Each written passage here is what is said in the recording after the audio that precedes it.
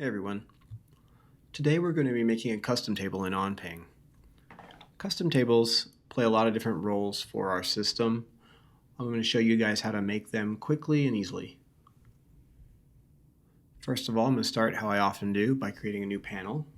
Click Add a Panel, and I'll type Info Table. I'll give it an icon of a table, since that's what I'm making.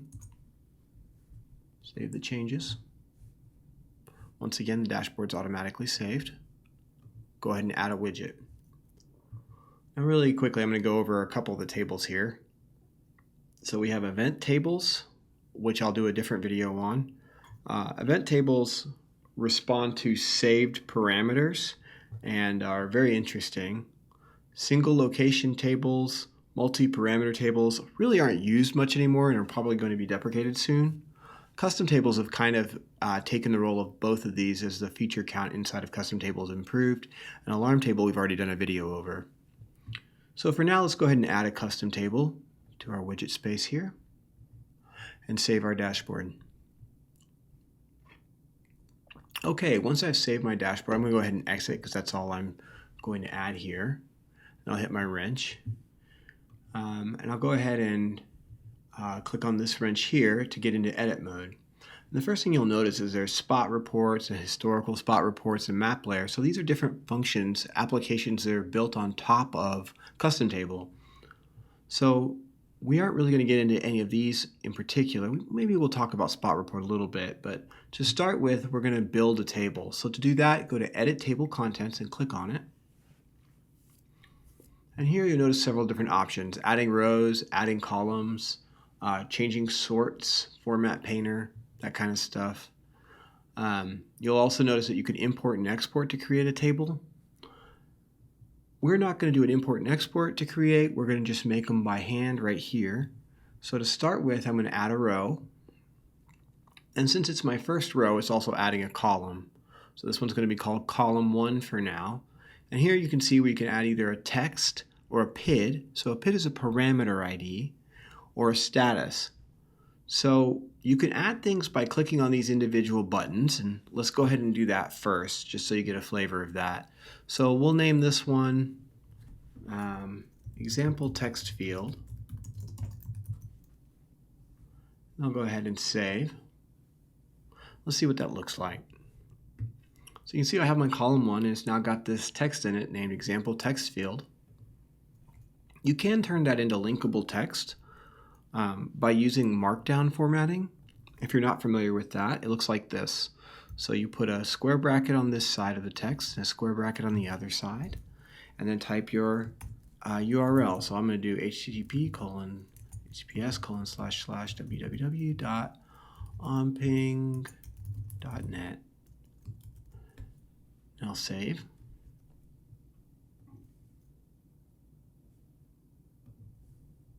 So now you can see this becomes a link. I'll go ahead and open that in a new tab. And you see it opens up our onping.net homepage. So you can make this link anything to anything, which is really handy if you want to link, say, another dashboard to it. But for now, we're going to go ahead and delete out the text, which I did by clicking this little pencil right here in edit mode. And I'm going to show you adding a parameter to the same cell. So when I click on parameter, it brings up my company, and then it asks me to select a site. I'm going to pick our demo site here, and just a demo value. And let's just put this good products in. Click update. So now I have a value of 100. So by default, it shows you the result value of a particular parameter. But there's a lot of other meta info associated with a parameter besides the result. And often you want that data in a custom table. For instance, you might want the name of the parameter, you might want the name of the company, the name of the site, the name of the location. It's also nice to be able to grab the last update date and the last update time. So those are all the different fields that you can add here. So let's go ahead and save again and look at what that looks like with just the parameter in it. So here we have just the parameter. Of course, any parameter in OnPing is always trendable, so you can click on it and view the history of it. It's a demo parameter. Always tricky finding demo parameters that have trends, but if there was a trend for today, you'd be able to see it.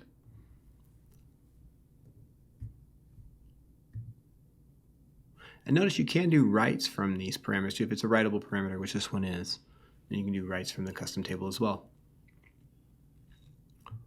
Okay, so there's one more field that we want to go over. Let's go ahead and remove this. Now let's go to the status selector and pick it. So here we have a servo false alarm. Let's grab that and click update.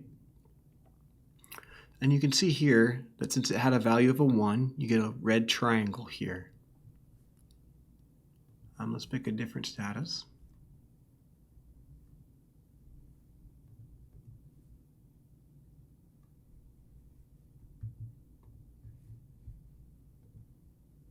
Now I have a value of a 0, so I get a green check mark. So those are the ways that you set a status. It either needs to be a 0 or a 1. You might have some value you want a status on that isn't a 0 or 1, and what you'll do is you'll add a virtual parameter to wrap around that value in order to make it be a 0 or a 1 to display it here. So that covers all three options here, but often when you're building custom tables, you're trying to bring in a lot of data very quickly. You don't want to have to go one by one and build these cells. So instead you can do multiple parameters at the same time. And I'm going to kind of show what that looks like. So first I'm going to click the plus parameters button here for the column. Let me cancel real fast. You'll notice there's also a plus parameters for the row. So you can either do this column-wise or row-wise. So when you're first building a table, it's often nice to do it column-wise, but then when you're adding data to it, it's often nice to do it row-wise. And you'll kind of see what that means here in just a minute. So again, I'm going to push the plus parameters button. And let's see. Let's pick a few different ones here. So I'll leave, let's see. Let's say I'm wanting to get actual outputs. So I want to get actual outputs across all my machines. So I've got my dough mixer, my dough molder, my packaging, and my oven. So dough mixer, dough molder, packaging, and oven. And I'm going to purposefully leave packaging out until later. So I'm going to grab the actual outputs for dough mixer, dough molder, and oven. And you'll see here it's saying added a new row. And when you scroll down, you can see it's adding these rows. And you can actually reorganize them before you add them to the table. And you can pick what value you want to bring in. I usually just leave it all as default while I'm first bringing the data in and then come back to change that as I need to. So with all that selected, I'm going to click Update. And you can see I now have all of these updated at the same time. Let's go ahead and save the table so you can see what that looks like. Go to edit mode. Let's see. Here we have a few values, but not super useful, right? These are just values. So let's see what we can do. Well, first of all, let's go back to our plus parameters, and you can see it reselects everything that we just had. It keeps everything in the same order. Now, let's say I want to, first of all, show the location for each one. So that's going to be this right here. Cell contents will now be dough mixer, oven, and dough molder. So let's go ahead and update that. All right, and save custom table.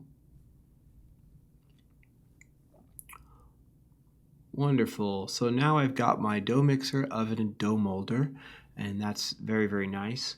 But I obviously still want to show the result, but I don't have to go back and reselect everything. So let's call this one first. We'll call this machine name and save again. I like to save a lot. And then click the duplicate button here, which makes a copy of what we just had over here. I can push this new plus parameters button. Once again, all my columns are selected. It's set to here I can undo that and change it to last update date and last update time so I can see how often this parameter has been updated. Let's go ahead and update, and that's what I want this to say.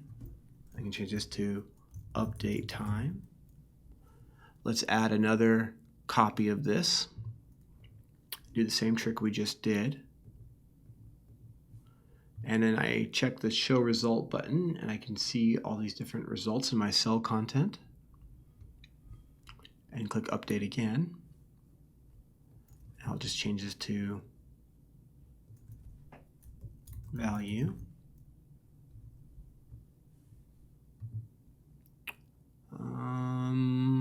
That looks pretty good. Probably only thing is this is a little confusing because this is dough mixture and this says extra info, but I don't actually say what this parameter is. So let's see, let's add another copy here, and you can notice it puts it in between, right where you'd want it to.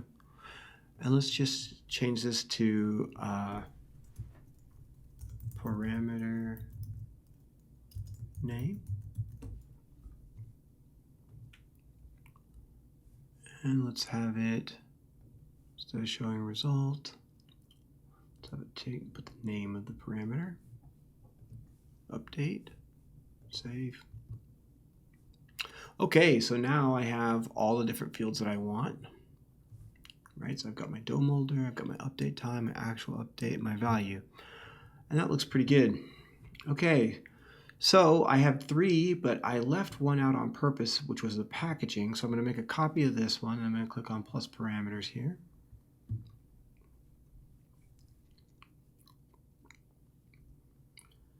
And the reason that I did that was it shows me all the different pieces that I'm bringing in, which is nice. Let me undo these and check on packaging. So I want to bring in actual output and take out actual output here.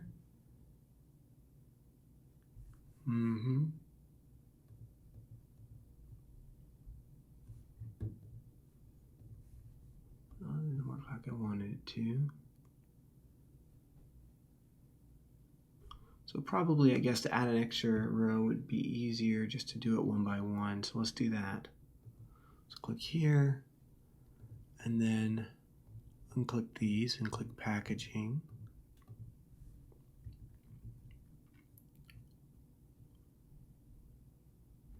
And let's see, there'll be actual output in lows. Update.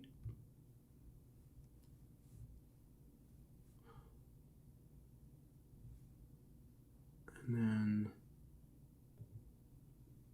go ahead and undo these just that way I don't get confused. Save. And then do the same thing again. Actual output in lows, update. And now I can go fast. There we go. Actual output in lows. Bid. Actual output in lows. And actual output in lows. Good deal. So that brings all these in. Now I've just got to make it actually say what I want to say. So in this one, I want to say the location name. So click here again. And update. So it makes that say that. And then do the same thing for each of these columns. It's going to be date and time. And then this one is going to be the parameter name.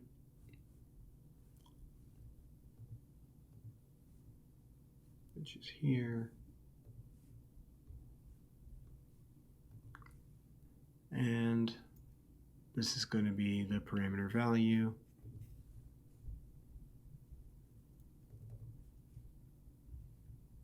Update, and then this was a column that shouldn't be there. Okay, so save. So now I have my packaging. So that's what it's like to add an extra column. And I think that that's all I want to do on this table for creation.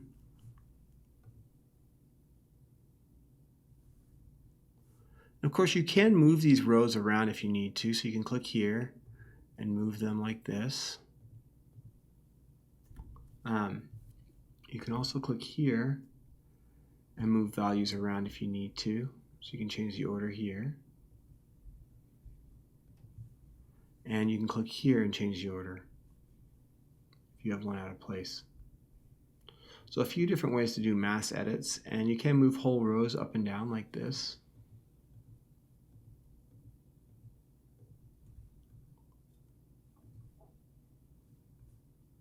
So one question is maybe, why don't we have drag and drop here? Well, it's because these tables can get very large, and so drag and drop starts working kind of finicky, and so that's why we use these kind of arrow selectors instead.